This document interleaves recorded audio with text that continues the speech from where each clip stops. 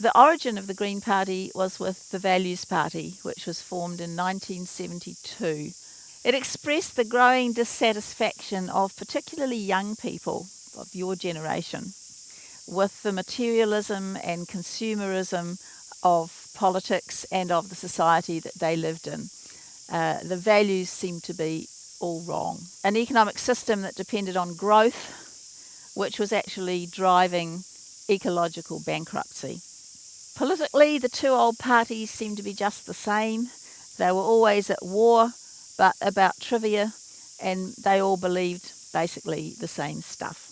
It came out of the radical movements of the 60s, the opposition to the Vietnam War, the anti-nuclear and peace movements, the women's movement, alternative ideas on health and education, and increasing concern that the economic system was wrecking the planet.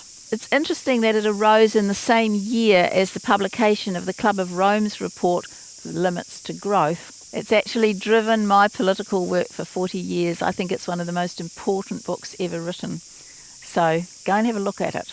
They used computer models to track what happens in the future if current rates of population growth in food requirements, in energy requirements, in pollution, and in the use of mineral resources were to carry on their trajectory at the time. And it didn't matter how they tweaked the models, they all showed that in the early years of this century, they led to economic collapse.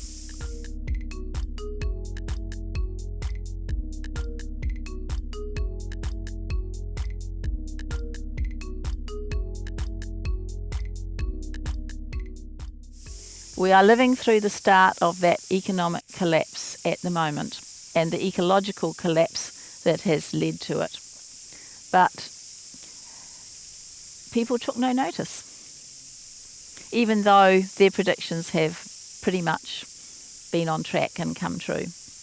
Well, two young men were sitting in a pub in Wellington talking about the state of politics and talking about their generation's alienation from the political system. And from that meeting, the Values Party was born. Tony Brunt, who later became the leader, and Norman Smith, who was like a party secretary and who did a lot of the early writing of manifestos and so forth, kicked it off. Key principles were the radical ideas that we needed zero population growth and zero economic growth. Those are so radical that the Green Party today doesn't talk about them anymore. And in that time, since 1972, world population has doubled, more than doubled, but economic output has multiplied by 40 times. And that, of course, is a measure of the impact on the planet. Well, the party was launched on public consciousness in May 1972 on a gallery TV current events program. Now, it seems to me if we can stabilise the population, we can also stabilise economic growth and thus reduce pressure on the environment. So I think it's pretty clear that the mediocre and shallow goals of Labour and National have just about killed the faculty of imagination of the average New Zealander. There is something new forming in society, which it seems to me does form the basis, or could form the basis for a new party.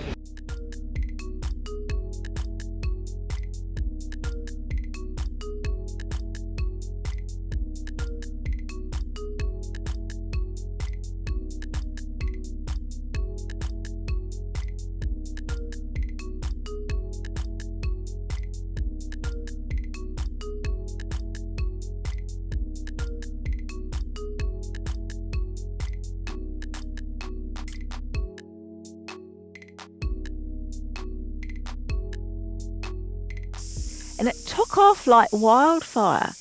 There was a large group of people out there, silent up till then, who were hungry for these ideas. The telephones started ringing madly in Wellington. I live in Waipukurau. Who's my local candidate? Because we're only a few months out from the election. Who's my local candidate here? The guy said, hang on, I'll look at the list. Looks like you are. was a time that I wasn't here, but it was a time of huge excitement. In just a few months, we had 42 candidates and branches to support them, and we were standing in the general election. I was living in Geneva, Switzerland at the time, with one young child and the second one on the way. My father sent me a couple of press clippings about this new party. He said, "I think you might be interested in this new party. It's got some good ideas." He was an old conservative, but actually from then on he voted values for the rest of his life. Anyway, I read those articles and I was amazed. And when I voted by postal ballot from Geneva for values, I felt this great surge of excitement. There are other people out there that think the same way that I do, and I never knew that before. So within a few months, the party was registered. It produced a manifesto blueprint for New Zealand. It chose candidates. It chose a leader and a deputy leader, Tony Brunt and Kathy Benland, and it organised electorate structures. All in a time, I would remind you, without the internet, without email, without even photocopying. If you can imagine what party administration was like in those days.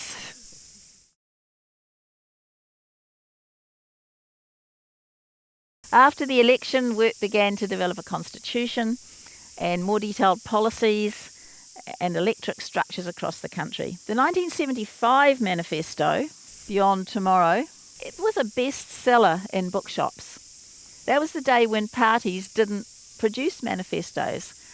As in so many other areas, values was a first. The first political party to produce a public manifesto, writing down what they intended to do if they were elected. What a radical idea. But public concerns were changing.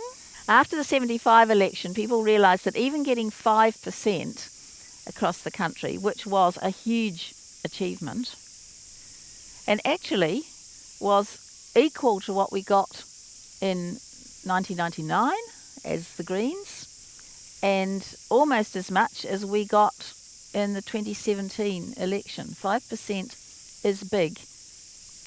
And they realised that even 5% or 10% or 15% wasn't going to get anybody elected to Parliament. For that, we needed proportional representation. And a move towards proportional representation actually began in the 70s, although it didn't really pick up momentum for another 20 years. And then, as we moved towards the 1978 election, stopping Muldoon became the key issue. And even though we had put a huge amount of work into a full policy manual and we had paid staff, our vote dropped again in 1978 to 2%, and it never recovered. I was energy spokesperson during that period for 5 years. I stood as the candidate in Auckland in 78 and 81. People were afraid that voting for values would split the vote against Muldoon and National would get back. Well, when you analysed the 78 vote, it turned out that our votes had come almost equally from National and Labour, because we didn't see the world in those days as a left-right division. Values and green politics has never been mainly about left or right. It's much more about progressive versus old-style conservative, and the left can be just as old-style conservative as the right can. Another factor was the anti-nuclear campaign. National wanted to build the first nuclear power station. They'd chosen the model. They wrote in a telegram to the Canadian government, which was selling the CANDU reactor that we wanted to buy. All that remains now is to choose the site and to convince the New Zealand public that it's safe. Well, we made sure that they never did that. The campaign for non-nuclear futures and the huge petition that resulted from that, Campaign 500,000, were organised and planned and led by values people. But nobody knew that, because we were very careful to keep the political origins out of sight.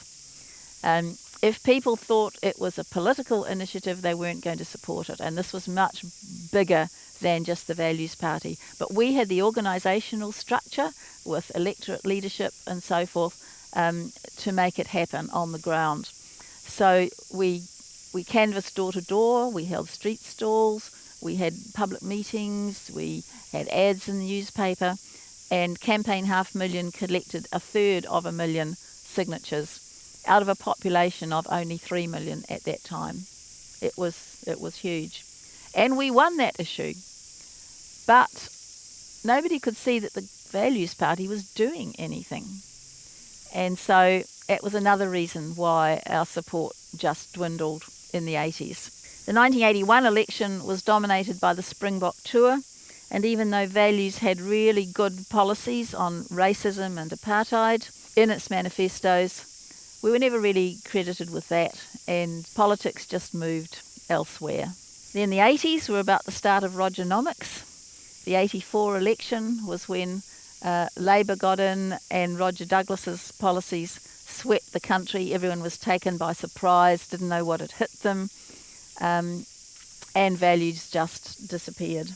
In 1982, I wrote to the party leadership resigning as energy spokesperson after 5 years.